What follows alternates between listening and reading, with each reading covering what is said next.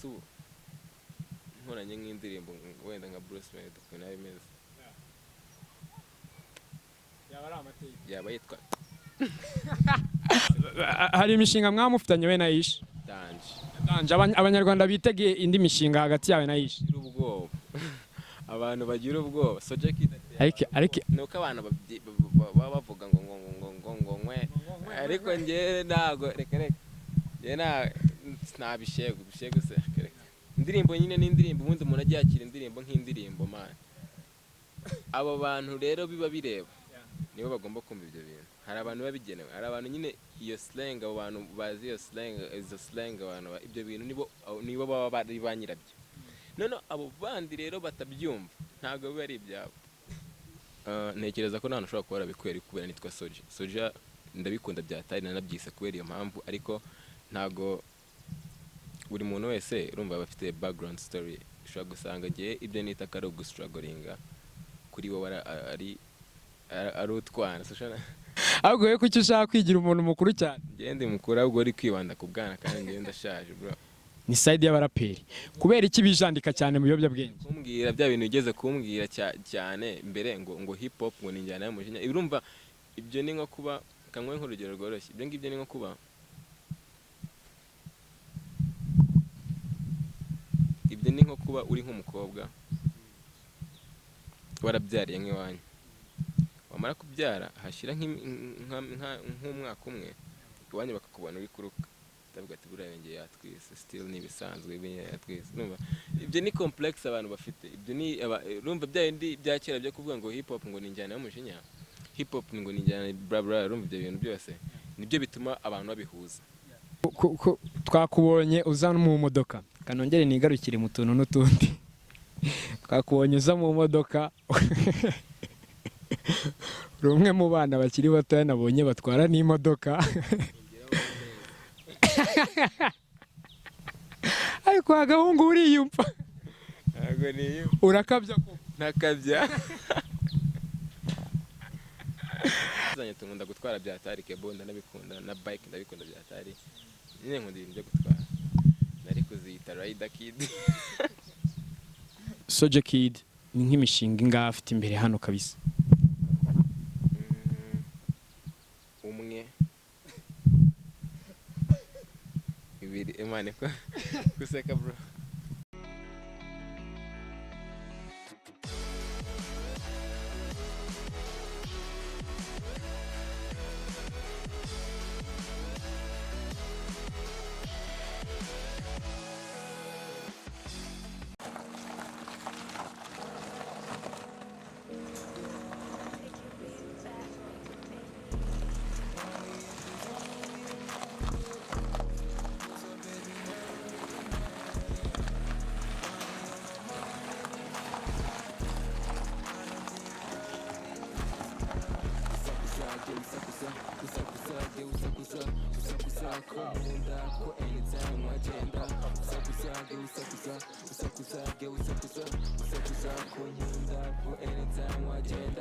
Dreams is the one nambaye nakanya gatozi gasaza dreams ngiye kugwiza future ubuzima bukaza urukundo nifite yirwenjaga gereza banze nk'umusangwa ndagwirira na borodire cyeko negakire yasuzemera kungumana popo nizinjyana ku kigo cyangwa ubuzima ni ganga ntuzemera gushira amanga usakuza kunkunda anytime wagenda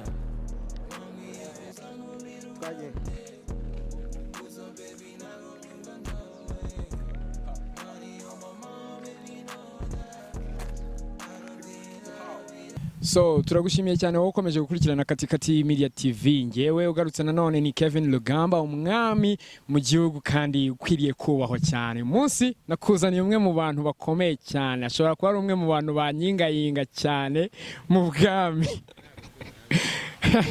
uri umuja uri igiki umugaragu so bamwita Soja Kid uyu nguyu ni umwe mu bahanzi bakiri batoya cyane bakizamuka bakiri muri age zikiri ntoya cyane haza kuza kugenda tubwira imyaka yatubwire ahantu amaze kugeza ibikorwa bya tubwire imishinga yatubwire n'ibindi bigiye bitandukanye Soja Kid ndakwakiriye cyane turahera ku kibazo kigira kiti Soja Kid ni muntu ki Man urakoze byatari ni umuntu usanzwe byatari nitwa Mugisha Landry n'amazina yanjye nkoresha Soulja Kid nyine muri music ndi n'umunyeshuri ibyo ngibyo bro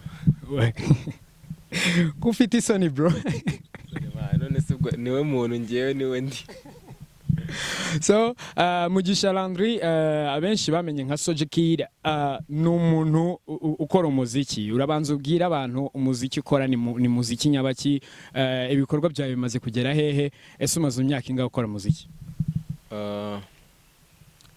umuziki wanjye ntabwo uragera kure byatari maze gukora ibikorwa bitari byinshi cyane that's why ariko kubigendanye nibyo nahereyeho nakoze breakthrough wenda navuga ko ari ku indirimbo yitwa Malia nakoranye na Ish Kevin isa nkaho ya boostinze byatari kushizende ariko n'izindi ziri kuza muri California. So mitangwa ku kibazo kigira kiti Maria, iriya ndirimbo igitekerezo cyavuye he, ninde wazanye igitekerezo hagati yawe na Ish Kevin? Okay, Ish ntabwo twatuzanye kuri la projet, ahubwo twamenyanye kuri la projet, ari projet yanjye nakoranye. Okay, igitekerezo cyavuye kuri ngiye of course ko nayo ngiye studio gukora indirimbo, ariko ide nta nubwo ari ngiye yavuye go featuring Ish, ahubwo ide yavuye kuri producer. Yumvishe ko naririmbye Kalas umva no kubona igitero, arambwira ati ikintu cyiza shaka Ish mukorane. Okay, twatuziranye ariko bitari byatari, ngo ati mushake mukorane then body site bayite umbwira to. So abanyarwanda akakanya barabanza babashake kumva Maria, imwe mu ndirimbo zagiye zabamara zawe, uraducishirizaho gatoya bibanza tubwire kuri Maria, turirimbiraho gatoya. Yo ngo Maria uri sexy ndebe yandorora nkoma nkagwa muri koma, uri sexy uri VIP unsabye umusoro ntabeshye na sora, urabyina gusumba Shakira. Maria uri sweet urasana Sadiva, uri fresh urasana gatara kifunga akugi dekora amabara, Soulja gusiga amadala kwitara. Maria ni trapish mu matwi mukobwa nakunze nkendana gusara. Sinzi impamvu mise numvamo ijambo rimwe ariko uvuzemo gufunga mugakora amabara. Sinzi impamvu ariko kajambo ka mbere ntoyemo. Urambwira impamvu ako kantu wagashyizemo ko gufunga mugakora amabara. Ese ako kantu kavuye he ko tumaze iminsi twumva indirimbo zimeze gutyo, ako kantu we wagakuye he? Man ni indirimbo indirimbo yanjye ndumva kubitandukanye n'usanzwe wumva lyrics na okay ndumuhanzi rero lyrics zanjye zigomba kuba zifite uniqueness numva rero nta nubwo ntekereza ko izo ngizo wumva isharano zihuriye niyo ko ntekereza indirimbo yaje nko mu kwa ntabwo nibuka neza ariko lockdown ikimara kurangira lockdown ya mbere nyuma yaho gato urumva rero ishobora kuba imaze igihe kinini kuntu rero nta hantu bihuriye nta hantu bihuriye ni creative lyrics nyine umuntu akora bisanzwe. So ndagaruka inyuma mu buzima bwawe nka Soulja Kid, ariko tugaruke nanone ku izina rya Mugisha Landry. Twumvisha ahangaha Mugisha Landry ubusanzwe ni umwana wa kangahe, ni umwana wakuze ate, ni umwana wakuriye mu buhe buzima? Ibyo ngibyo ni ibanga. Mu makuru mfite nuko uri umwe mu bantu ba strugglinze. Ni umuntu ari wese tu. Izo struggle ariko abanyarwanda baba banakeneye no kuzimenya bakamenya ngo uyu mwana ya strugglinze ku ruhe rwego. Ntago na strugglinze bro ku rwego rwo kubirata urumva. Ntekereza ko nta ushobora kuba bikwiye kubera nitwa Soulja. Soulja ndabikunda byatari nanabyise kubera iyo mpamvu, ariko ntago buri muntu wese urumva bafite background story. Ushobora gusanga giye ibyo nita karo gustrugglinga kuri wowe ari utwana ariko nyine ntago ari ibintu byadanje tu, nuko mfite impamvu mbikumwe ngo ntago nabikubwira right now, nuko mbifite project tu. Mfite ukuntu nzabishyira hanze album nyuma y'igihe, ariko ntago ari vuba, nyuma y'igihe runaka bizaba. Abanyarwanda bakwitega album yawe ryari? Mfite already EP iri hanze, nshobora kuzakora n'indi EP na album wanayikora igice cyose, ariko ngiye iyo ngiyo man igihe ntazi nanjye ubwanjye, ariko bizaba ari fire bro. So ndongera ngaruke ngira ni Soulja Kid si umuntu mukuru cyane, si n'umwana ariko nanone si nkupfobye, si umuntu mukuru cyane ariko si n'umwana cyane. Soulja Kid uyu muziki awinjiramo yawinjiyemo ate ese ni iki kintu cyaba cyaramugoye akinjira muri uno muziki nk'umwana wari ukinjiramo mu gihe abandi bo basaga nk'ari bakuru mukuntu? nta nubwo already nakubwira ko umuziki namaze kwinjiramo tayari cyari kuwinjiramo, ahubwo ibyo ngibyo nakubwira byangoye ni ibiri kungora ubu ngubu. Bro, urumva nyine abantu bafite complex nyine zo kuvuga ngo umuntu mutoya ntago, urumva nka EP mfite abanyarwanda ntago abenshi ntago yiza, ariko ku giti cyanjye nekereza iri hejuru nyine ku rwego byibura nyine itagakwiye kuba iri ku rwego iriho. Bivuze ngo abantu ntago bahita bumva vuba nyine ikintu uzanye muri music, urumva bisaba gukora cyane. Ntago abantu bose, urumva nka gutyo dukoranye already hari umubare w'abantu bazabona bino bintu, ariko hari n'abandi twakwiye kuba turi gukorana aka kanya kugira ngo biboostinge kurusha abandi bantu bamenye ibyo bintu kurusha. Abantu barebe EP yanjye yitwa High School Kid, bazasanga indirimbo nyinshi zigera muri 6 ariko zose zitandukanye, nawe sizumvisha. Urumva rero ntago ikintu cya mbere kigora, okay, ikintu kigora ni abantu kumva ibintu byawe. Ikindi kintu ni urumva those financial problems, ariko ntago very big cyane kurusha ko abantu bakumva ibintu byawe. So hanyuma turagaruka cyane kuri EP yawe nanone ya High School Kids. Ni imwe muri EP zishobora kuba umwe mu bantu bakunda imbwa. So ndagaruka cyane kuri EP yawe ya High School Kids. EP yawe ya High School Kids, ubona ari iki kintu cyatumye boostinga cyane mu banyarwanda ngo imenyekane, nkuko turi kugenda tumenya drill season zingizi ziri kuza n'izindi zagiye ziza ziri muri trapish?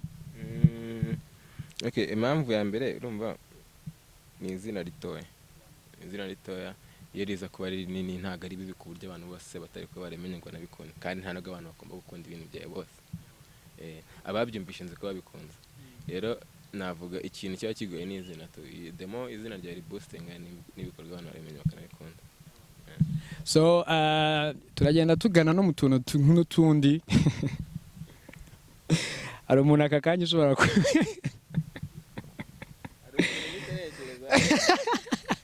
Nuduce tekereje.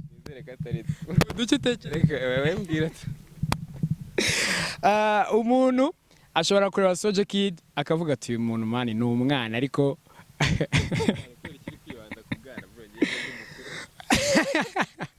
ahubwo we kuki ushaka kwigira umuntu mukuru cyane? Ngende mukuru ahubwo uri kwibanda ku bwana, kandi ngende ndashaje bro. So umuntu ashobora kwita yibaza ati Soulja Kid mu bwana bwe ni irihe kosa yaba yarakoze ababyeyi bakarimuhanira koko?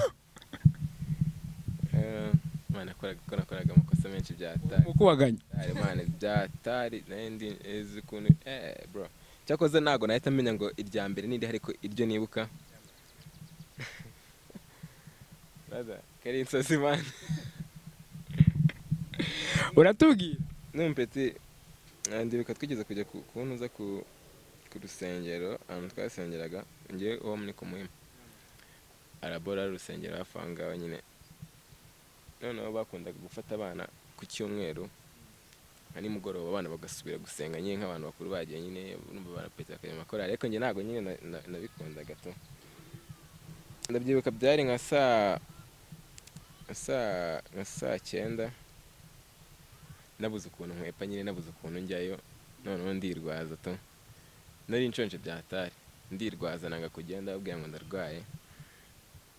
Noneho nyine njya kubona mbona nashize akanya bakamana no surwaye cyane, ati ndwaye mu nda hamire nabi, ko numvaga nyine indwara ya danger nshobora kuvuga ku kanya yabirenze ari mu nda. Urumva noneho navyatekereje mu nda, nzi ko nyine urumva umwana kenshi kuvuga ngo umutwe uri kundya cyangwa mu nda ari kundya, aba yumva nyine arizo ndwara za tari. Rero narababeshye ngo ndwaye mu nda. Noneho nyine nanga no kurya to, none inzara iranyise byatari. Noneho ndabyuka nka ninjoro, ko nahise nsinzira nyine to, ndabyuka nka ninjoro nko mu saa 5 mani ndarira byatari. Wagiye kujabura? Oya ntago nagiye kujabura, ahubwo nararize byatari. Noneho mbabwiza ukuri to, mbabwiza ukuri nagati inzara iranyishe byatari, ntago nigeze ndya kandi nta nubwo ndwaye.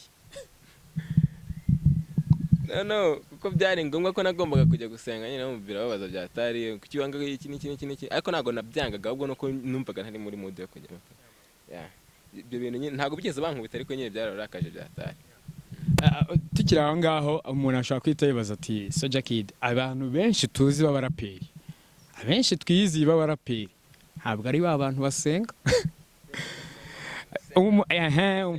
Wenda gusenga sinzi wenda kuri kubyita guterana se amasengesho nyine kujya muri mese cyangwa n'ibindi nyine urumva ni amateraniro kujya muri mese n'iki, ariko ngiye nyine nkora amasengesho byatari yanjye ku giti cyanjye, ntabwo nkunda kujya muri mese cyane ariko ntabwo nkumbikunda tu, ariko ngenda senga bro, no se wabura gushima Imana ibintu byose achievements zose no kuyisaba no gushimira muri rusange nebikona ngiye biratandukanye, nimba hari abuze bameze gutyo ngiye biratandukanye.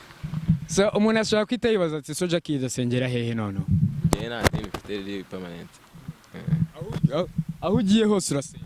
Wa ntabwo ari aho ngiye hose, ahubwo mfite ukuntu imyumvire yanjye nyine imyemerere yanjye ituma nguma ndi real. Aho kera nyine wasengeraga hebwo? Ufite ubwoba bro? Ngiye nkunda gukipinga privacy yanjye utuntu nk'utwo byatari.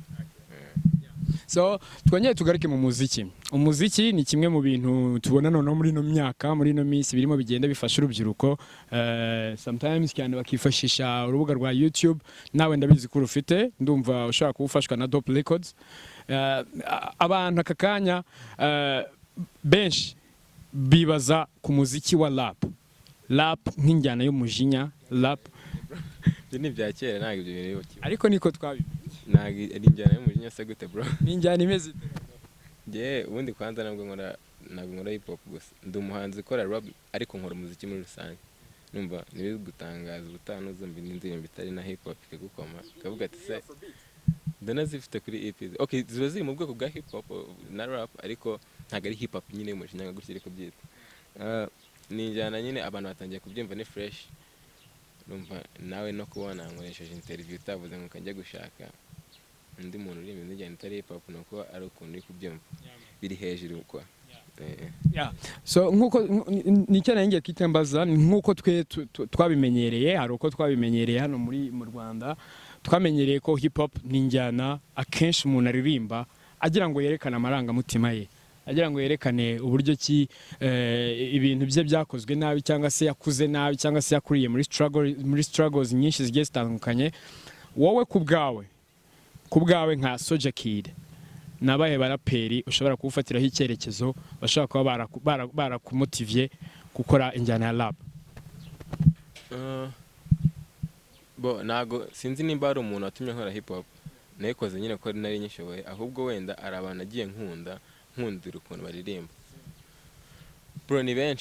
Ni benshi byatari umuntu ari wese ngiye usohoye indirimbo niyo yaba ari mu upcoming nkumva harimo creativity itandukanye niyo nari mfite, cyangwa nkumva ukuntu umuziki we utandukanye n'uwanjye, mba numva nabifatiraho urugero. Ntago rero nakubwira ngo mfite umuhanzi umwe nyine ngendera ntawe, ariko nyine mfite ari nk'ukuntu nk'umuntu akora nk'ikintu ukumva umuntu guhera ku mwaka wa mbere umwumva kugeza ku mwaka wa kangahe ageze akora umuziki ukumva aracyari real. Abo bantu rero baba bahari. Nkunda no mugiye nkunda Riderman ukuntu astenga real nyine guhera kera. Ntago numva ntago ndirimba old school nk'iyakora, ariko byibura nyine uko muzi guhera kera kugeza ubu ngubu ntago yajya hasi, ahora ameze gutya ku murongo. Rero ni ibintu byatari n'abantu benshi man, nagiye nkunda indirimbo z'abantu benshi, hari abahanzi benshi bagukoma bro, benshi usibye ko biratandukanye ubu ngubu, hari ukuntu byabaye modern cyane, nta abantu basigaye barapa baririmba. Umva rero urumva ndahita mbaza ikibazo, hari akantu wavuzemo uti nk'umwapcoming nshobora kumwumva nkamufatiraho urugero, tukaba twagirana inama runaka bitewe n'uko namwumvishe. Kenshi na kenshi abastari iyo bamaze kuba abastari, iyo bamaze kuba abantu bakomeye, ni ba bantu tuzi ko ahita afata umwanya akihugiraho wenyine, hagira umwapcoming uza yamubwira ati ngenda ndashaka ko dukorana boro, ati ngewe ntabwo ndi ku rwego rumwe nawe. Soja Kid afata ate ubustari bw'aka kanya, ese azakipinga ate ubustari bw'aka kanya mu gihe kiri imbere? Ahubwo keretse nimba nzabukipinga mu minsi iri imbere, kuko ubu ntabwo ndi umusitari. ntabwo ndi umusitari. Reka reka umva se ukuntu ibintu bigenda. Njye hari ikintu kimwe nemera, nk'ubu hari n'umuntu nshobora gusaba featuring aka kanya akabyanga, sibyo?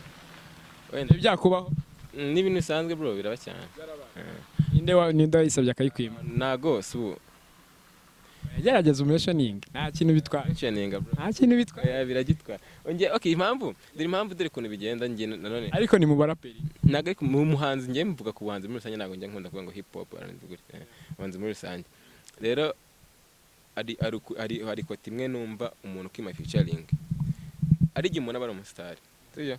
Akavuga ati wenda ku rwego ndiho hari umuntu tutakorana, wenda uwo muntu ashobora kuba wenda abizi twakorana ariko adashobora kwafodinga agaciro k'indirimbo twakorana. Tuvuge n'urugero nka Bije muri rusange, ugasanga wenda nsabye nka featuring Bruce Melody, tugiye kuyikorera muri studio iri hasi y'ibyo asanzwe akora. Numva nituyikora iyo ndirimbo igasohoka, nyuma yaho mbere yaho yari amaze gusohora indirimbo yakoreye kwa Element, nta kibazo. Indirimbo yasohoye kwa Element ukumva yayindi amaze gusohora vuba, ukumva niyo abantu banayikone kumva production iri hasi. Iyo niyo kote yenyine numva ituma umuntu ashobora kwima featuring. Ariko nanone hari andi makosa nyine nk'abantu b'abasitari bakora, nyine ukumva ko wihagije tu. Ukumva ko wihagije. Ngiye nkunda ukuntu abantu bo muri ino minsi babikora, usanga nk'umuntu ajya muri studio ugasanga afasha abantu nka 5 kuri projet, ugasanga agiye kwandika nk'indirimbo. Nigeze kubibona indirimbo yitwa Hands Up ya Bruce Melody. Nigeze kubona ukuntu nyine nabonye studio session yacu, mbona ukuntu hari abantu benshi, kandi ntekereza ko binakomeza kuri ntabwo ari kuri track gusa. Mbona ukuntu nyine umuntu w'umusitari ajya gukora indirimbo agafata abantu benshi, ubona agafitemo ba Loki, afitemo abantu batandukanye, bose bari aho ngaho, nta muntu uri bumwandikira indirimbo, ariko byibura bari busharinge. Rero nta muntu yihagije.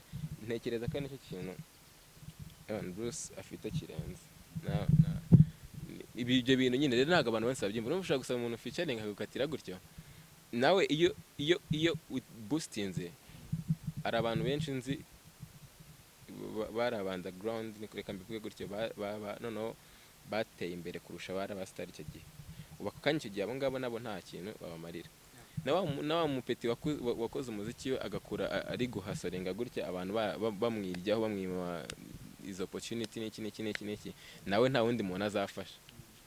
Numva rero so ibyo bintu ukiri bivugaho, uvuze uti igitekerezo cy'uko hari abasitari baba bafite abantu babari inyuma hariya bari kubafasha mu bitekerezo, mu biki, mu bintu byose bigiye bitandukanye. Ndahita njya ku kintu cyitwa management team. Ese Soulja Kid ubwe afite team management imuhagarariye? Management team sibwo. Okay, ntago mfite management team as management, ahubwo mfite nyine abantu bamfasha, dufatanye nyine gutya gake. Shout out to my producer Bailey Pro kuri beat. Pro mwita Bailey Pro, aramfasha byatari, n'abandi bantu mana ntago ari gusa as trapish usangiye, ariko nyine Bailey aramfasha byatari.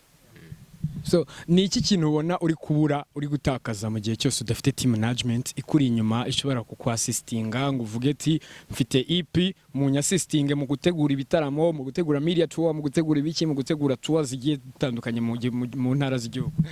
Sije ko no mu Rwanda ari n'insazi ibyo bintu abantu bifite ari bake, ariko nyine iyo udafite management kandi ufite ibintu byo gukora, aho ngaho ikintu muri gutakaza biba ari time. Ikintu mbona ndi gutakaza cyane time. Urumva mfite ibintu byinshi numva muri ngiye na dropping out, ariko igihe kiri kunsiga. So wigeze kutubwira ko ikintu uri kiri no kwiga, ndahita ngira ikibazo kigira giti ese muzike yawe ntabwo yabibangamiye? Utinye ko ndi bukubaza amashuri wiga? Wabaje ukatubwira amashuri uri kwiga? Sinakubwiye ko ngunda gukipinga privacy yanjye bro. Akushatse wanabeshya abanyarwanda. Banabeshya ngiye na ekereka. So ndahita nibaza nti muzike yawe wowe nka Soulja Kid aka kanya kubita ari kuzamuka, ese ntihaba harimo imbogamizi y'uko ukiri no kwiga, ese ubundi ufatanya ute ishuri ndetse na muziki? bo nta hantu bihuriye, nta hantu bihuriye no kuba ndi kwiga, kuko nyine music yanjye urumva igira umwanya wayo n'amasomo akagira umwanya wayo, nta na kimwe kiba kibangamira ikindi. Urumva umuntu nimba umunsi ugira amasaha 24 ntabwo nyamara ndi kwiga, kandi yose ntabwo nyamara ndi mu muziki. Rero umwanya umwe uba ibundi ikintu ukunda ni n'ikintu wapfira. Rero urumva bivuze ngo ngiye nkunda umuziki byatari ku buryo ntashobora kubireka nyine gutyo tu simple as that. Ariko nanone ntago byatuma ndika kwiga still, kuko nshobora byanyorohera kuba narangiza kwiga nkora umuziki, ariko ntago nareka umuziki ngo nyine turi kubyumva. So ndongera ngaruke, uracyari umwana, ntabwo wari waba umuntu mukuru cyane ku rwego rwo hejuru, reka ndeke kukwita umwana wo ku rwego rwo hasi nk'aba bose, ariko uri umuntu aka kanya ufite capability mu mutwe yo kuvuga ngo nakwifatira icyemezo runaka. Music tubamo, by'umwihariko rap tubamo, nimwe muri rap ziri gutanga isura mbi hano mu Rwanda. Sinzi niba iyo nkuru yize. Nimwe muri rap, nimwe muri industry iri gutanga isura mbi. Ndabivuga muri ubu buryo, turajya hirya tujya hino turasanga umuraperi ni uri gufatwa yibye, yanyweye urumogi, yanyweye ibiki n'ibiki, bakamujyana Iwawa, bakamujyana Igitagata, bakamujyana hehe na hehe hose. Soulja Kid yirinda te ibi bintu by'urugomo, cyangwa se ngewe nabyita urugomo, ariko bintu bigendanye n'ibiyobyabwenge abyirinda te? Kamaze ngasubiza ikibazo cya mbere bambajije bijyanye na hip hop. Abantu nyine bakurikiye ikiganiro baza kutubwira hari ama rehabilitation centers menshi, abo bantu bafashe se babajyana imageragere ni muri prison bro nyine, sibyo bakujyana yo ruko babona ko byarenze nyine. Okay, reka tuvuge ahantu hose nzi imageragere hajya abantu bakoresha ibyo by'ubwenge n'abantu nyine biba nyine ibyo bintu byose no kwa Kabuga n'iki. Rero nuba ruzasanga kiretse ndamutse nzi neza nk'umubare aho hantu tuvuga gutya, tuvuga ngo stade ijyamo abantu abangana gutya, ndamutse nzi neza nk'umubare w'abantu bajya aho ngaho, reka tuvuge ko hajya nk'abantu 5,000 imageragere, tuvuge n'urugero. Nimba hajya abantu 5,000 ntago mbizi n'urugero, nimba hajya abantu 5,000 simpamya ko muri abantu 5,000 byibura 1,000 ari abaraperi, sibyo? Ntabwo ari n'1,000 n'abantu 500, sibyo? Na 500 na 200 n'ijana abaraperi wumvishe bagiye muri izo so ni ubundi hari ukuntu. Ariko impamvu mbivuga nuko ku ruhembe rwaho muri aka kanya watubwiye ko nawe ubwawe ntabwo urihibara mu rwego rw'abastari, ariko hari abastari twamenye bageze ku rwego rwo hejuru. Turabazi ba Fireman, turabazi bagiye batandukanye ba Pifra, bande bose na bagisa ariko most of the people tuzi twebwe ni side y'abaraperi, kubera iki bijandika cyane mu biyobyabwenge? Kumbwira bya bintu bigeze kumbwira cyane mbere ngo hip hop ngo ninjyana y'umujinya. Urumva ibyo ni nko kuba, kamwe nk'urugero rworoshye, ibyo ngibyo ni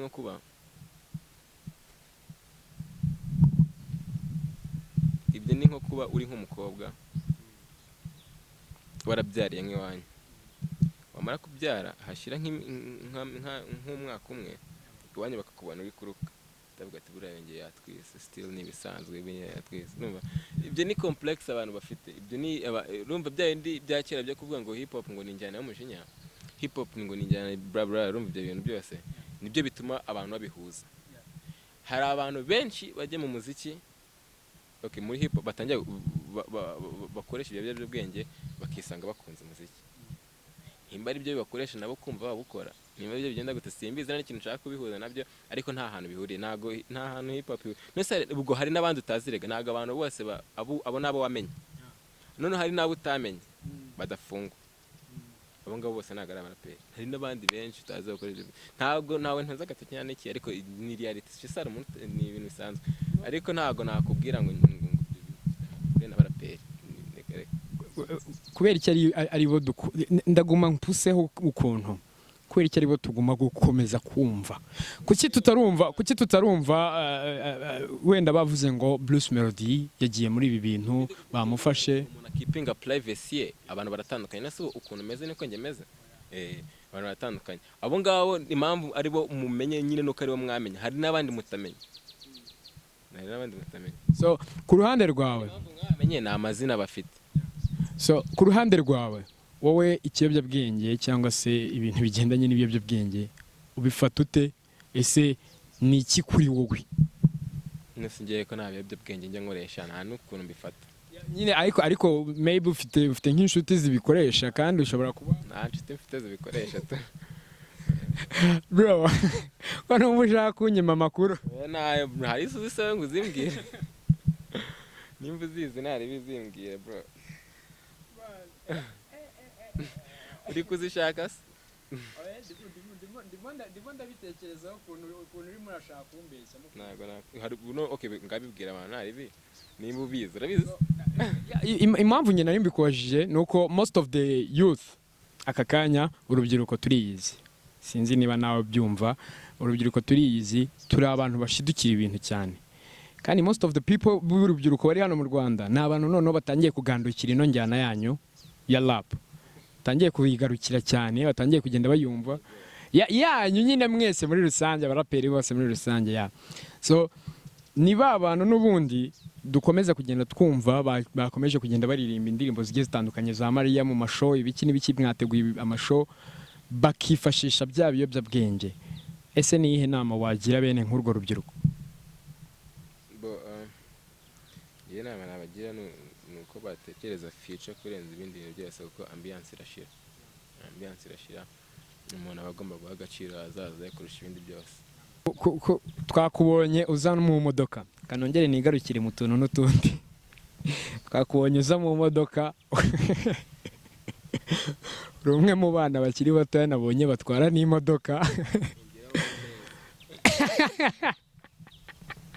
ariko agahungu uriyumva ntabwo niyo urakabya ko ntakabya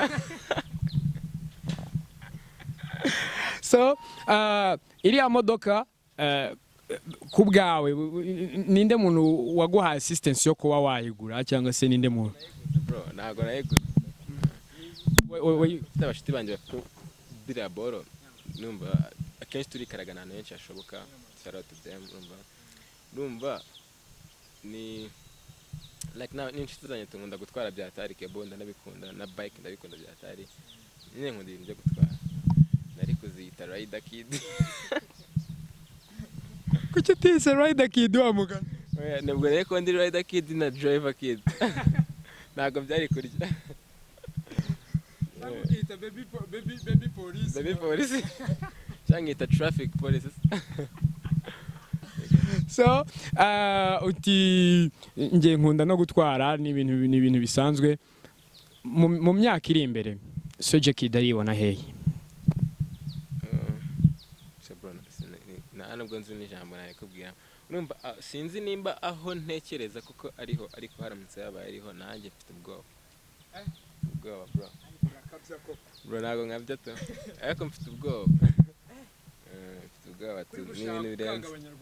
ni ibintu birenze abantu bazanyumva bro asejo so wigeze kuvuga uti shout out to Berry Pro umwe mu bantu bagufasha cyane muri production yawe Berry Pro mwahuye mute mwahuje ryari man Berry no umuntu urenze to kuri njye umuntu urenze twahuje nk'umwaka ushize 2020 mu gutangira bro nko mu gutangira gutya ikona twahuje mwiyemeraho byatari nk'ubwo ati bro ngiye kumbona uko nguko ngiye ndarenze Berry rero mu producer nawe uri loki byatari namubwiraga uburyo ndenze nyine akambwira ati nawe aragenda nkubita ibintu birenze umukubi nkubita numva ni insozi kubera nta experience na gato nari mfite ariko asa nk'uwankoze tu ndamushimira byatari ntabwo ndamushimira birenze ariko asa nk'uwankozemo gake so ntabwo ndibuze kuza kwiharira ijambo cyane ndaza kuza kuba noneho nanakwinjirira kubwire ngo uragiye akaririmbo kamwe uturirimbiraho udutereremo. Ushaka ngo ndimbire indirimbo wallahi cyangwa mwefu Mwana wumva we nshakira indirimbo iri bukoma umuntu. izi drip nziza ubona nambaye nakanya gato zigasaza dreams zanjye no kugwiza ubucera ubuzima bukaza urukundo nifitiye urwinjaga gereza abanze nk'umusangwa ndagwirira na borodire Jacob na Gakire isuzemera kungumana popo nezinjyana kukirwa cyangwa ubuzima ni bwanga ntuzemera gushira amanga wisakuza wisakuza ku nkonda kuko anytime wagenda ariko reka nkubwire mwana sinzi icyo upfa no gukabiriza kuki ushaka kwica abanyarwanda bro. mu byo numvishe uririmbye mu ndirimbo yawe harimo no kuba mudafite urukundo. Niyo mpamvu ngarutse nanone kuri cya kibazo cyanjye cy'injyana y'umujinya yitwa rap. Abaraperi benshi nta hantu bihuriye no kutagira urukundo biratandukanye. Nimba wabyumvise neza ntabwo. Drip nziza ubona nambaye nakanya gato zigasaza dreams zanjye no kugwiza ubucera ubuzima bukaza urukundo nifitiye urwinjaga gereza abanze nk'umusangwa ndagwirira na borodire Jacob na Gakire isuzemera kungumana popo nezinjyana kukirwa cyangwa ubuzima ni bwanga ntuzemera gushira amanga wisakuza kwera iki ushaka ko umukobwa akubwira ko azakugumana nanone wigariye muri bya bintu nanone wigariye muri bya bintu ariko nanone wigariye muri cya kibazo cy'uko abenshi muri mwe kenshi na kenshi mukunze guhora muri gereza binatuma most of the time mudakunze gutanga urukundo ku bakobwa banyu. Biroroshye icyo gisubizo cyo kiroroshye. Iyo ndirimbo ntago ari ubuzima bwanjye ariko wasanga ari ubwawe ari ubundi muntu rero. Rero niyo mpamvu ndi umuhanzi. Ibyo bintu bishobora kuba bitambaho cyangwa se bitaranambaye bitazanambaho ariko nkabona bo bibaho. Ariko Soulja Kid afite umukunzi. Umukunzi wallahi. Umukunzi hari umuntu utagira umukunzi ku isi. Arabirangije Soulja Kid urambwira umukunzi.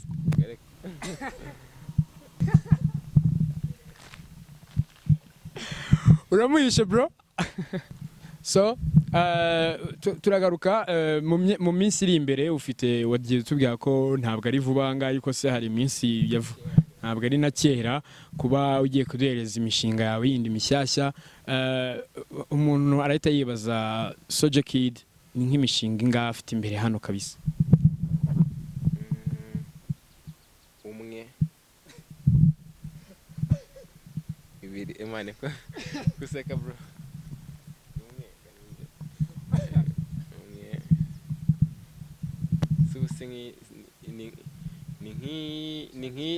Ni bro ni nk'ini irenze byatari iyo niyo ntekereza ko ishobora kuba iri hejuru mu minsi iri imbere abantu ngomba kubakubita bitege ikirera muri iyo mishinga. Imana bitege ibintu birenze banyitege muri rusange bitege ibintu byatanje. Nuhe muhanzi mu Rwanda ndongera ngaruke mu bibazo byanjye bigiye bitandukanye nuhe muhanzi hano mu Rwanda waba waragize impression yo gushaka kumwaka collabo ariko ukavuga uti uriya mutipe ntabwo namujya mu maso cyabura nawe to ahubwo ari nk'abantu mbona dukoranye indirimbo zabo byaba birenze seko numva ari insozi ari benshi to of course nta muntu utifuza kubana n'umusitari umuntu wese w'umusitari iyo ari hejuru afite n'ikintu ntabwo sinzi ngo gusa mfite nkunda umuntu uri creative wari wese hari abahanzi nyine bose ubona ari umusitari na creative byatari nari ngiye kubwira Rafiki ese kutamuvuza muvuga ariko buranje ntago mfite umuntu pointing avuga ngo uyu nguyu ariko umuntu ari nk'umuntu nshobora nko kurota twakoranye nk'indirimbo nkumva ni ibintu birenze byataye mba numva nkoranye nk'indirimbo wenda nka Bruce Melody dukuna bimeze yaba ari amateka yaba yitwa kanone yose gukabye umuhungu nawe yanzaniye ibibazo gusa niko ngo ya Bruce Melody nayibona sha none arahita bikabiriza. Bruce Melody ariko ndaramukunda byatari Ukundira iki Bruce Melody? Duciye mu magambo make ukundira iki Bruce Melody? ubundi ngiye kamubwira nk'ikintu kijya kimbaho nuko iyo umuntu abaje nk'abahanzi nkunda byatari ntago mpita ntekereza abaraperi sinzi impamvu ntago inspiration zanjye sinzi gukora ku baraperi dumurapa of course mfite n'abaraperi nkunda ariko inspiration zanjye ntago ziva ku barapa abatandukanye nk'ubu ngubu man mfite umuhanzi byatari umva nkunda n'ibintu byose Harmonize Mujya no gusa man. byaba ari fresh Nawe bikubwiye ari undi muntu wari bikubwiye ko mujya gusa? byaba ari neza urumva nkunda Harmonize Umuntu afite drips zimwe. Oya reka twizere ko muri comments baza kuza kubitubwira ariko ngewe I bet kabisa. Harmonize umukundira iki kandi uri umuraperi ese agufasha iki wowe cyangwa ni ukwigisha no kwambara? Ubundi umuhanzi ni ikintu kinini. Umuhanzi ashobora kuba ukunda umuhanzi mu myandikire, mu miririmbire, mu myambarire, mu migendere y'ibintu, mu myanzuro afata, story. Numva ikintu cya mbere nkundira nakunze Harmonize. Ubundi nakunze Harmonize akishingiye muri Wasafi. Nabonaga nyine ari umuntu meze neza byatari. No nyuma yaho no mukunda kurusha akiva muri Wasafi. Ahita nyine akora ibintu birenze byatari, nkunda life story ye, nkunda no kuntu yagiye nyine yachieving ibintu byose. Man ni ibintu birenze. Nkunda ibintu byose kuri Harmonize to. So uravuze uti ibintu byinshi bigiye bitandukanye kuri Harmonize benshi mu bahanzi na Bruce Melody. So benshi mu bahanzi bari hano byumvishe babumva bibatangaje ariko se ni ibintu bya nanjye nicyo kintu kiri kuntangaza uburyo utari no kuvugamo byibuze ati nkunda Kanumvera. Kweri cyari uzanye mbere nishe ariko ndamufana bro. Uramufana? Hari imishinga mwamufitanye we na Aisha? Danje abanyarwanda bitegeye indi mishinga hagati yawe na Aisha. Abantu bagira ubwoba Soja Kid ariko ibintu byawe byo gukabiriza ngenda byanze. Wumvishe ko ngwahita yita Soja Kid ati abantu ubwoba. Iyo niyo nuza. Niyo tayita. So nahita nibaza ndahita njya ku kibazo kigira kiti abahanzi benshi muri ino si ya rurema bamaze kugenda bahugukirwa gukoresha icyo twita social media. Bafite ukuntu bagenda babimenyera cyane. Social media y'umuntu witwa Soja Kid iri boosted mu buryo imeze ite irangana ite noneho muri no minsi ese nta team afite ishobora kubimufashamo kugira ngo ibi bigeze nkaho biri? Bro nakuye ko achievements zose ziva mu bantu man abantu baragufasha gake nta muntu uba wigira subize utuntu twose njye mbona ngera biterwa n'abantu ni dutoya ariko nanone I appreciate.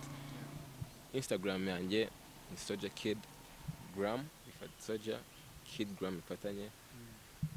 Cyashyizeho ka Instagram.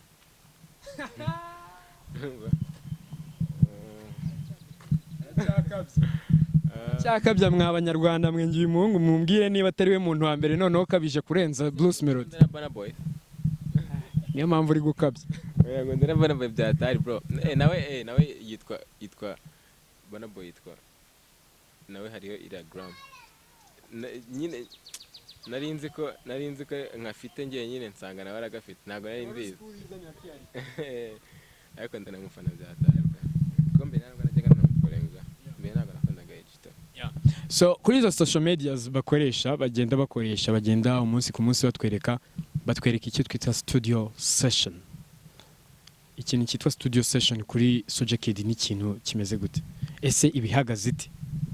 Studio session go umwanya wo kuba uri muri studio biba bimeze bite? Mbega urabishushanyiriza abantu barebe ukuntu umeze muri studio. Ndi muri studio haba hahiye cyane cyambere brosere cyane ndi muri top record abaye hari abantu bita abami uzumva indirimbo yitwa umukonfirime neza abantu twa featurinze abo ni abantu bari big bari very big byatari kuri ngewe shout out to them iyo turi muri studio uzadusange muri studio man haba ari fire. Iyo turi muri studio ni ibintu bya dari, urumva nge nkunda abantu duhuza, uwo munsi nkaba ntari bugiye no kuri mic ngiye kuri recordinga, ariko byibura nkaba nagiye kuko hari undi muntu wanjye uri bu recording, tukaba twasharinga ama ideas, ibintu nk'ibyo. Abantu bitegura ibintu bizava muri iyo crew bro, ni ibintu birenze. Ndahita nibaza ikibazo kimwe kigira kiti nibyo wagiye muri Dope Records ariko hano hanze apana muri label ya nuko ariho uri gukorera ubu nguyu imishinga yawe igitandukanye. Nicyo nari ngiye kwita nkubaza, kubera icyo utafashe umwanya ngo ujye kwa Kina Beats cyangwa se ngo ujye kundi mu producer ushobora kuba Keshati Karage nakoranye na Keshati yakozwe na Z iri kuri EP. Urumva naho hose kwa Kina Beats na ahantu bro nago ngiye sinzi ngiye border nyitwara nyine ku gakito. Mbega mfite icyo twita Loki nago mfite pressure man ikintu ari cyo cyose, as well as mfite ahantu ho guhera ngiye mba numva mfite umu producer wanjye unkunda akunda n'ibintu byanjye anamfasha mu bitekerezo, ibintu mba bihagije. Abandi bose baza nyuma ariko byibura abari ubambere cyane. turongera tugaruke wongere uturirimbiro gatoya nanone abanyarwanda bongere bumve ku zindi ndirimbo zawe. Ikaraga ufite ubuzima ntuzazimare kuzamurika one day, bisaba gutuza ugakamirika shakishinoti nakugoheka. Ikaraga ufite ikindege zikunda zenguruka turahuza, wacakaza usaka amadara katira abajama bigize kagarara, ntuzafata agafero udafite ibiceri ziniga zifuza kusigara. Rishyamba reka nta rukundo rozana ubufezi urazirikwa bendo plug wanjye mu gatonda nkaraga zontro nkumva ndi patro, ni beef nyinshi n'amapopo paparazi zifata amafoto, snitch nigane mu cyondo wasakuze tubice mu bwonko, sound ku murongo niga ma live my best life. Pow. So turaza kuza kugenda n'ubundi ntabwo noneho turi buze kuza kugenda tujya mu biganiro byimbitse kuko ndumva twageze mu mwanya noneho kuba watugenda unadufasha ku ndirimbo zigiye zitandukanye. Ati Karage Karage ufite ubuzima ntabwo uzazima zamurika one day. Nawe ibyo icyo cyizere uragifite? Umuntu udafite icyizere se ko biba ari insazi. Ari insazi ntabwo nzi ibintu bari kwigira. So abantu kenshi bakunze kuvuga bati aba bana cyane cyane ndavuga ababyeyi nibo bakunze kuhita bibaza bati umwana wanjye agiye muri hip hop, agiye mu muziki arangiritse, birarangiye arangiritse. Nihe message ushobora guhereza nk'ababyeyi bari kutureba kuko baratureba? Message numva ikomeye nuko umuziki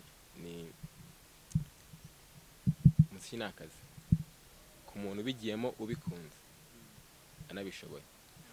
Rero nago nshyigikira umubyeyi washa umwana intege kujya muri ibyo bintu kuko hari abo bitunze tuzi benshi cyane, benshi.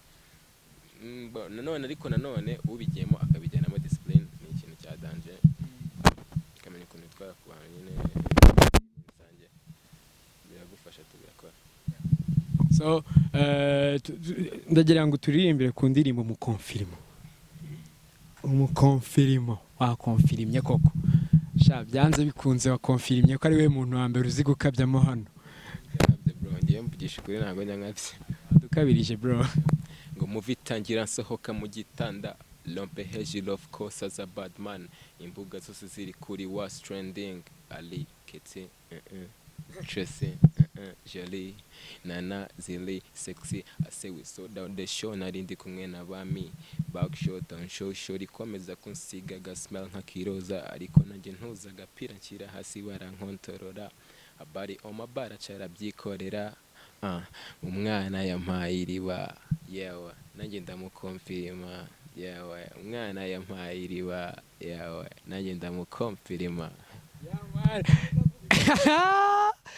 Noneho abanyarwanda nibatavuga ko ukabije baze kuza kumbwira ikintu mpise nkuramo aha ngaha gize ubwoba. Ari ikintu kimwe abanyarwanda muri ino minsi bamaze iminsi bavuga mu ndirimbo zigiye zitandukanye, yaba rap, yaba afrobeat, yaba R&B. cyitwa igishegu. Kandi benshi mu bantu bakunze kuvuga bati aba baraperi bari hanze hari ibintu bari kugenda bivugishwa by'ibishego.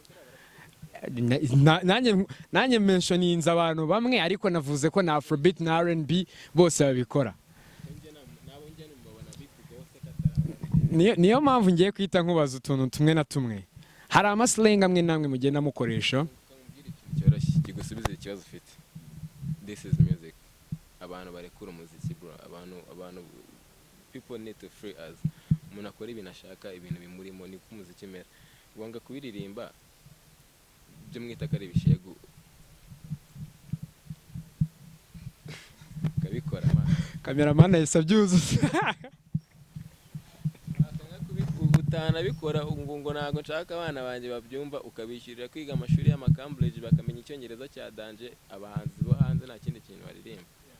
Gusa nanone bo ntago ari ikintu ntago nuko abantu baba bavuga ngo nkwe, ariko njye ntago reka njye nta bishegu se indirimbo nyine n'indirimbo. Ubundi umuntu ajya yakira indirimbo nk'indirimbo man, umuntu ajya yakira indirimbo nk'indirimbo.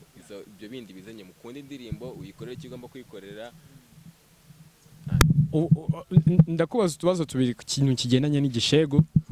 Hari amaslang amwe namwe mugenda mukoresha, sinzi lope nyine. Hari amaslang amwe namwe abaraperi bagenzi bawe bagenda bakoresha n'abandi bose muri rusange ya. Ariko ndagwa cyane ku muraperi kuko niwe turi kumwe aka kanya. Ni amaslang agiye atandukanye, harimo lope, harimo n'izindi zigiye zitandukanye. Abantu batangiye no kugenda bavuga ko ari slang ziganisha ku bintu bigendanye n'ibishego koko byimbitse. Ngiye n'impamvu namwe nkunda Bruce Melody nigeze kumuteleviye igeze gusubizamo ikibazo cyenda kumera gutyo. Slang ni imvugo ikoreshwa n'abantu runaka bafite ibintu bahuriyeho. Icyo nicyo gisobanuro cya slang.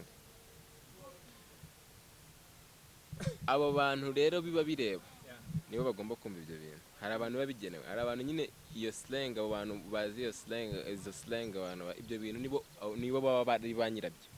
None abo bandi rero batabyumva ntago biba ari ibyabo. Bivuze ngo urwanyije icyitwa ministeri kimaze iminsi kirwana nabyo. Kirwana n'iki? Kirwana n'izo mvuga urubyiruko rurimo rugenda rusoma. Urwana sisi n'izo mvugo bro. Urambaje lompe ni slang. Isobanuye iki? Abantu bashobora no kwibaza bati isobanuye. Hari abantu bari kubyumva, abantu bazi ikintu bisobanura, rero abo bantu nibo banyirayo. Bivuze ngo imyamakuru abantu bitwa ministeri. Nese ministeri ishinzwe ministeri y'ururimi. Ko numvise ubyangiriza burundu na ministeri nyinshi nge nta nubwo nzi na ministeri. Ni ministeri y'urubyiruko.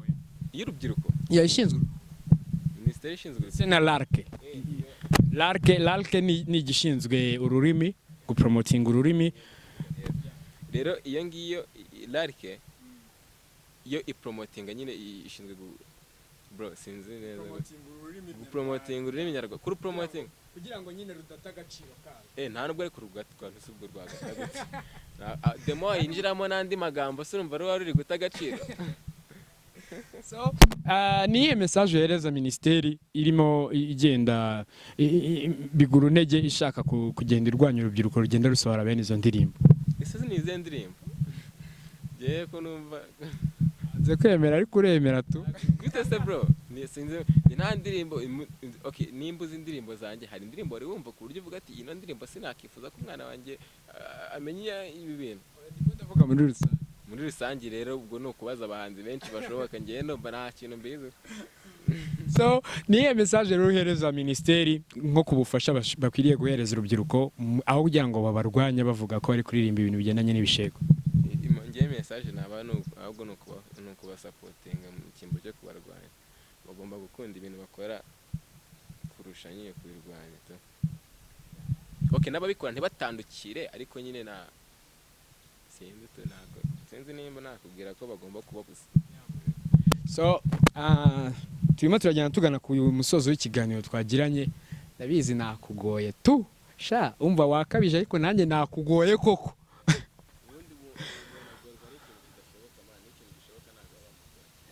so ndagira ngo noneho tugenda tugana ku musozo tugenda dusoza gake gake Soja Kid aturirimbira indirimbo Mrs. Me.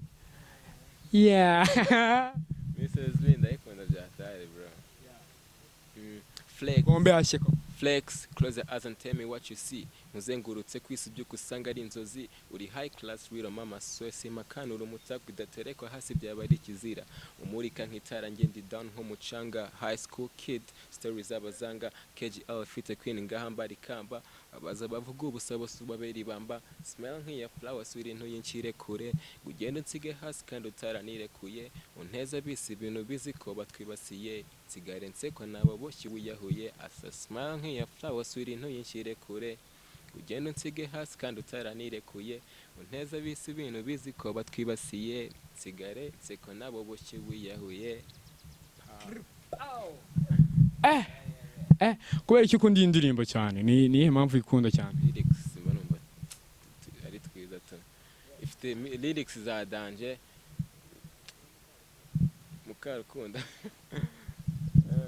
Karuku ako wamugani ako kajambo mfite ahantu nakabonye muri no minsi mukarukunda aya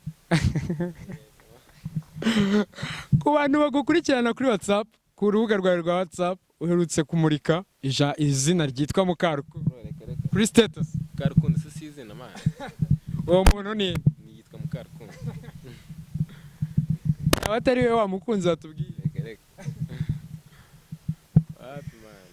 so Soja Kid turagenda tugana ku musozo turanagushimiye cyane ko waduhaye umwanya wawe kugira ngo tuganire ariko turagira ngo utwike abanyarwanda noneho dusoza ubatwike koko hashyi ewana uranifasha na Mike noneho enda ubafashe koko ubatwike man thanks byatari man maze kubashimira mwakoze byatari byiza Loki stress nsikatire ninjire nka popi shakisha inoti ndeka ubufezi zino zanye zose ni hasi kripa opaparazi sinzikunda zikunda amafoto nkazima gahunda ndakiruka ntabyo gutuza imikuku mbacaka imituku mbakanga nkuruvu mwiyahuza nguvu izo zubufu mucemba ku ngufu mikasa sukasa reka ntago dusa kripa soza ikibazo cyanjye cyanyuma na nyuma noneho ndi busorezeho ni ikibazo nkunze kubaza buri muhanzi wese duhuje ndetse na buri muntu wese duhuje kuko iyi ni entertainment turimo ni entertainment industry turimo umunsi kundi twigeze kuvuga ku bahanzi bagenzi banyu ariko noneho reka ngaruke ku itangazamakuru ni kimwe mu bintu tuzi ko giteza imbere icyo twita ikintu runaka kikarikura ku rwego runaka kikarugeza kure cyane ufata ute media by'umwihariko hano is the best thing to never mess with muri rusange media ni ikintu kinini ni ikintu umuntu ashobora kubakira mu buzima nanone ni ikintu umuntu ashobora gutakariza mu buzima so rero media ngenda yuba byatari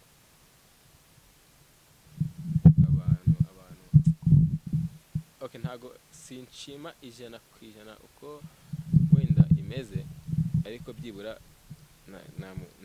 nge nshima cyane kurusha uko nenga rero byonyine na level babigezeho ni ibintu byiza byatari to numva media ari ikintu kigomba guhoramo discipline nyinshi kigomba guhoramo urukundo rwa indeka ku muziki ni ikintu kigomba guhoramo urukundo rw'umuziki kurenza urukundo rw'ikintu nibyo tuvuze ku muziki muri rusange ariko ndaza kuza kubihuza na cya kibazo nigeze kuvuga cyitwa rap yamenyerewe mu bantu bose ko atari injyana nziza yo kwita wamamaza ku ruhande rwanjye sinzi niba atari injyana nziza ngewe nyifata nk'injyana nziza ariko umuntu nka Soja Kid dusoza media ayifata ate mu isura ya rap bamwe mu bantu badakunze kugaragara muri media ni abaraperi babaririmba babacuranga navuga igisubizo cyiza ntago waba wakoze numva nta kindi kibazo ufitanye n'umuntu ngo ikintu cyane gikina abantu bakunda imiririmbire yawe cyangwa bakunda ibikorwa byawe. Ubu ngubu ntago televiziyo cyangwa radio hakiri ahantu harenze nka kera umuntu y'indirimbo yabaga itari kuri radio cyangwa kuri televiziyo yabaga atari umuhanzi, ariko ubu ngubu hari ama YouTube channels umuntu akira indirimbo yo kuri YouTube ikamwinjiriza. Sinakereza ko kugeza aka kanya ngiye ntago mvuga ngo umuraperi ari ikibazo muri media, ubwo nyine udakinwa cyangwa udahora muri media nuko aba atari umu entertainer. Iyo umuntu ari umu entertainer nase ba papa cyangwa ntago bahora muri entertainment, ba Skytus bahora muri entertainment, ntago baririmba ibintu bya danger birenze, ariko byibura the entertainer. Rero media nicyo kintu ikunda, rero imenye ikintu isoko rikundira gikora. So tugenda tugana ku musozo, ikibazo cyanjye cya nyuma kiragira kiti, hano mu Rwanda wakomeje kugenda uvuga Bruce Melody, wakomeje kugenda uvuga n'abandi bahanzi bagiye batandukanye, ngiye kuguhitishamo abantu batatu muri industry. Ni ibice bitatu, hari abatunganya umuziki ndetse hari n'abakora umuziki aribo mwebwe abahanzi. Muri rap ndaguhitishamo abantu batatu: Bushari, Ish Kevin ndetse n'umuntu witwa Ririmba. Uraduhitiramo umuntu umwe. Muri R&B na Afrobeat ndabifatanya. No kuhitiramo umuntu umwe se? Of course Ish. Yeah. Hanyuma ndajya muri Afrobeat nyifatanye na R&B, ndafatamo witwa King James, ndafatamo umuntu witwa Bruce Melody. Yeah. Mu ba producers ndahitamo abantu batatu. Ndahitamo Bobo Plo, mitemo umuntu witwa Kina Beats, mitemo kandi n'umuntu witwa Producer Elements. Ngarimo Kina akora cyane hip hop, kandi Elena we akora cyane Afrobeat. Rero urumva umwe ni mwiza muri hip hop, undi nawe ni mwiza muri Afrobeat. Elena Nubango birakunaniye. Bueno, okay, nahitamo Element. So urakoze cyane rero Soulja Kid, turagushimiye cyane, twizere ko no muri part 2 nitugukenera uzaza. So thank you very much to the all people barebaga iki kiganiro na Soulja Kid. Ngewe nitwa Rugamba Kevin, you them call me umwami Rugamba wa nyuma, you them call me WBB wa mugabo bose bavuze.